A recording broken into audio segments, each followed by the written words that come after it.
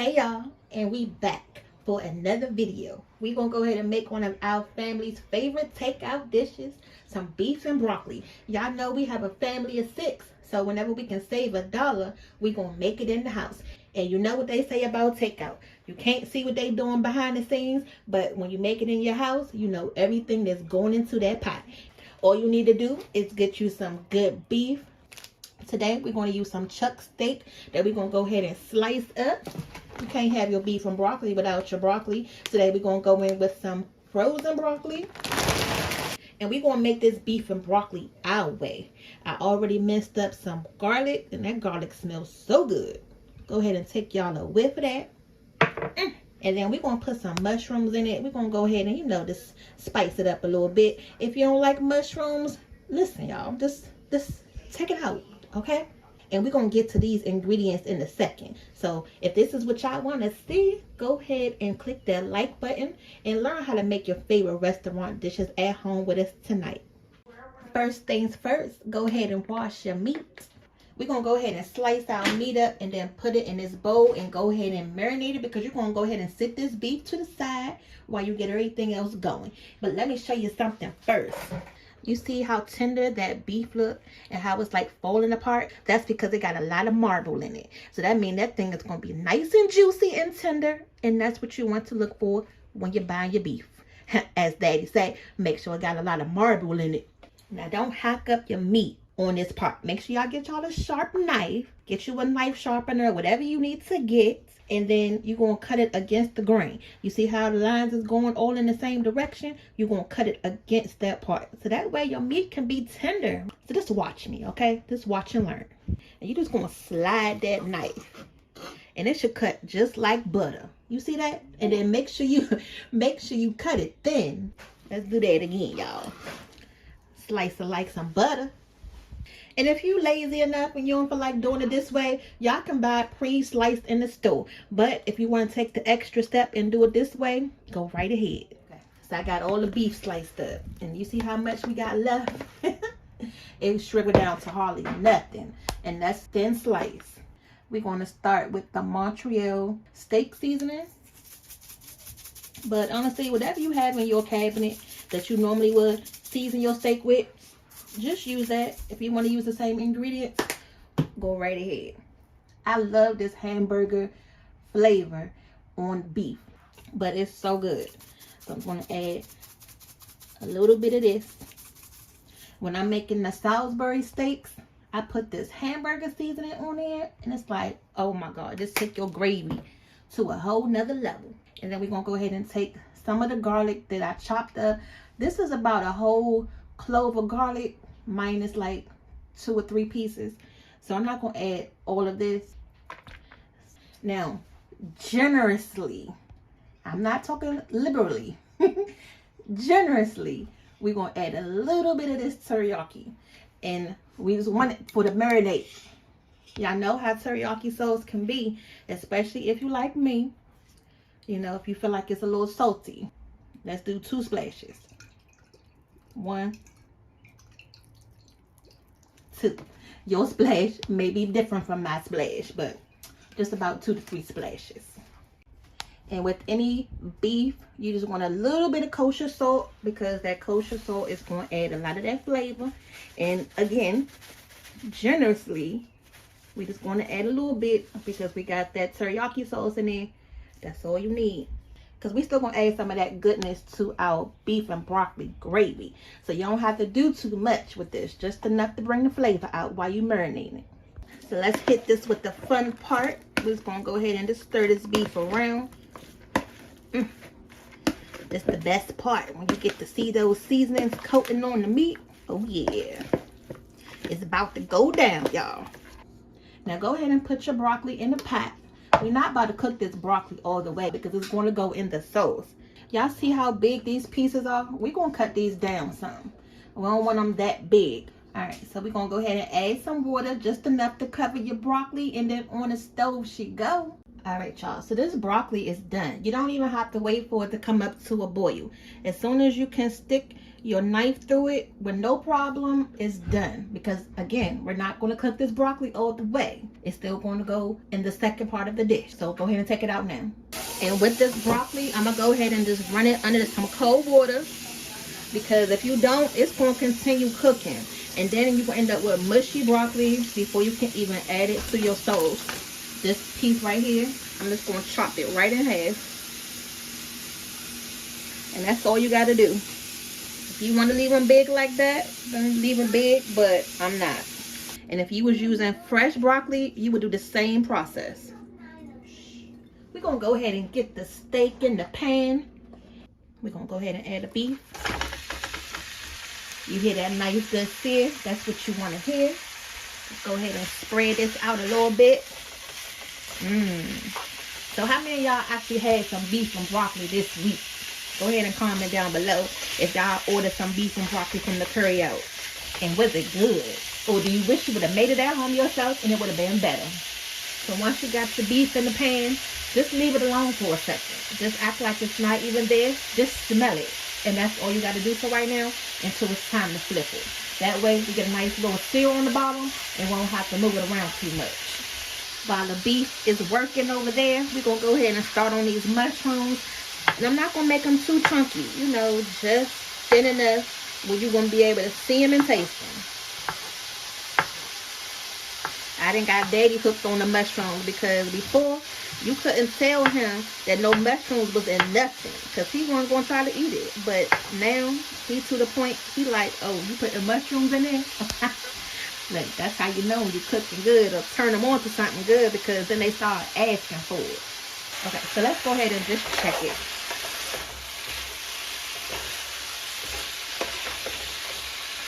Because y'all just as impatient as I am.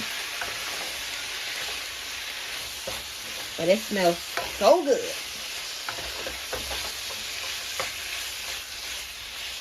Okay. For real now. Make sure y'all let that pan sit and do its thing. Don't touch it. So as soon as we get these mushrooms in the pan, we're going to be ready to go ahead and start our sauce. And that's where all the magic really happens. Now another reason why you need to have your pan on high heat is because this meat is going to draw out all of that liquid. And you don't want none of that liquid really left in the pan. Okay, we ready to take this beef out. And this is exactly what you want to see. You see how you're starting to get some of that nice caramelization color on it. And this meat is still tender. And it's not going to be overdone. Go ahead and take this meat out. See what I'm talking about? Just get a nice little color on it. That's all you need. If you a texture person like us, you know this is important. But if it really doesn't bother you, if your meat is soft, you know, just cook it the way you want to. There we go. That's the beef. We're going to go ahead and set this to the side. I'm going to add just a little bit more oil for our mushrooms. And then I just add a little bit of salt when I cook my mushrooms so that way it can draw out that liquid. Because you don't want no, you know, soggy, squishy mushrooms. You want some things to be nice and caramelized. And they're going to be good, y'all.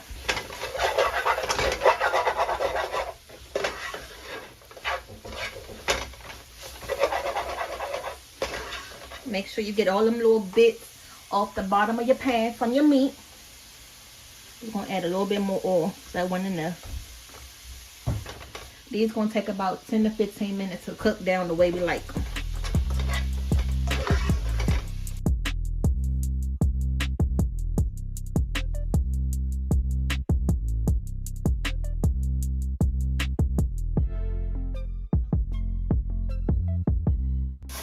So these mushrooms starting to get a little bit more caramelized, but they not done yet.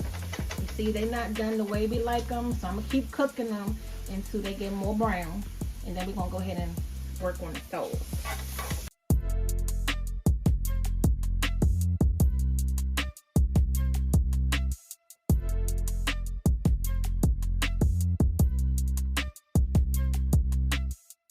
Look, Daddy always saying I can't open up the box right. He gonna start jinxing me all over the place. Now, for the sauce, we're gonna go ahead and whip our sauce up in this measuring cup. And then, as you can see, you know, I've already destroyed the box. But we're gonna use some cornstarch. And you could use flour for this, but I wouldn't recommend it because it will switch up the flavor. Cornstarch, it kind of, you know, just makes it thick without you really tasting it. So we're going to use the cornstarch today. And then I'm going to take about a half a cup. You want to kind of make sure that your gravy is thick enough but not thin at the same time. So we're going to start with a little slurry. And it's best to make it thicker. And then, you know, if you need to add some more liquid to thin it out, then you can just do it that way. So we're just going to add some water to this. So this is about 2 cups of water here. Now, is it me or is it y'all too? But you know, when cornstarch, when you stirring it and you making a slurry, it just feels like it's just stuck at the bottom. And it just feels so weird. So just make sure you give that cornstarch and water a stir first. Make sure you get that nice and incorporated. And then we're going to start adding everything else to it. Y'all haven't seen this in a while. And if you're new to our channel, we love some oyster sauce. And y'all know this is a part of the Chinese and Korean cuisine. But we eat it on everything. Not just for our Chinese food. Y'all don't believe us? You better go watch our last couple videos. And you can't have Chinese food without this oyster sauce. That's how you get the dark color flavor for your beef and broccoli. And you can see the color is changing with that oyster sauce in it. It's going to have that nice brown color to it. So I just added some sesame oil. Y'all, sesame oil is the ish. Alright? When you eating your egg rolls or pot stickers or sushi, yeah, that's sesame oil. So I'm just going to add a little bit more. I just added some, but of course, y'all know me. Always forgetting to hit the dang on record button. We like ours extra spicy, but I can't make it too spicy because then, you know, Porter can't have too much of it. But I'm going to add just enough just to give it a little bit more oomph. And that's what it looks like when you open it. So I'm probably just going to do not a lot. That probably was like 2 tablespoons. Or teaspoons. Y'all know my measurements be off sometimes. Let's get at another good old stir. And then we're going to go ahead and get everything back in the pan so it can go ahead and, you know, just do what it do. Here go the mushrooms right here, just waiting on us. And that's the one good thing about making your own beef and broccoli, because y'all know how it is at the curry out. You be having more broccoli than beef, or the beef be all crazy or, you know, chunky. This way you can make it your own. You can make it your own size. Still had a couple pieces of broccoli that I missed. And try not to make the pieces too small though, because this going to simmer in our sauce for a minute and you don't want the broccoli to turn into mush. Go ahead and add your beef. And y'all just seen me do the rice, so that's over there chilling, just waiting to go right on top. And then we're going to go ahead and add in our sauce. And then once we get it in here and taste it, if we need to add some more seasonings, then we'll do that. So I don't want to add any more liquid just yet. I want to see how it's going to turn out with this amount of cornstarch. And then if we need to add some more liquid, we can add it. And just put your top on it and let it come up to a nice simmer until you get that rolling boil. And then we can check it and see how thick our sauce is. So the sauce is coming together. And then now you can go ahead and taste it. I just tasted it and I know for sure I want a little bit more of that oyster flavor.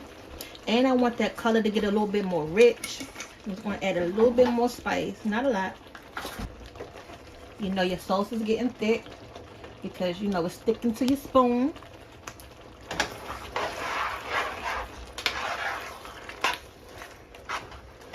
And that's what you want.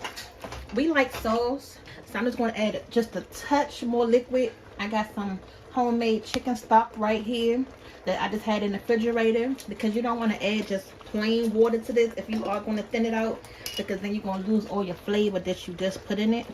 So just a little bit, not a lot, because you don't want to, you know, thin your sauce out too much. If you don't want it to be as saucy and you like yours more thicker, then this is the part that's optional. And look, you can barely see those mushrooms. Y'all would have never known they was in there.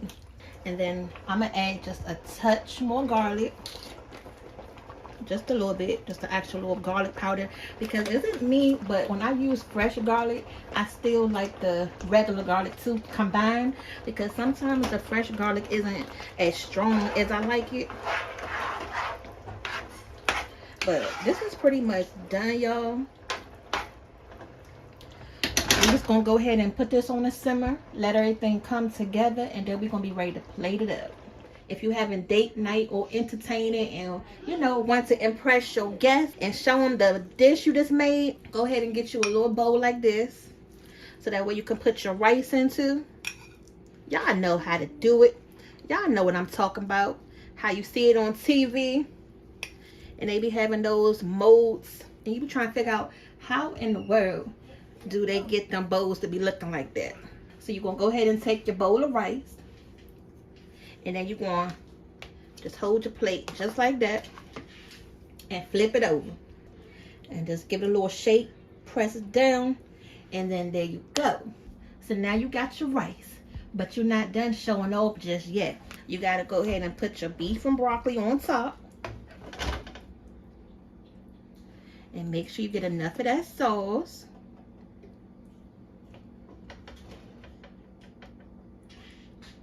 Okay. So then it's looking like this, right? But we're not done yet, because you know how it is with takeout, what you gotta have from the curry out. Now, I don't know about y'all, but when I order takeout, we gotta have some egg rolls. That just completes the meal, seals the deal. These were just some vegetable egg rolls that we put in the air fryer real quick, real simple. And then here you go, another quick weeknight meal, our beef and broccoli. Now, after y'all watch this video, y'all need to go ahead and head on over to our restaurant series at home, where we make plenty more restaurant style dishes right in the house. So I'm gonna go ahead and just give y'all a little bite. Okay, I'm gonna go ahead and taste it. Put a piece of that beef on there. Go ahead and dunk an egg roll. Y'all, it's good. Look, it's better than the curry out. Oh, it's hot. Y'all, I'm over here burning my mouth because it's so good. We'll see y'all back for the next video. You never know what's coming up next. See y'all later.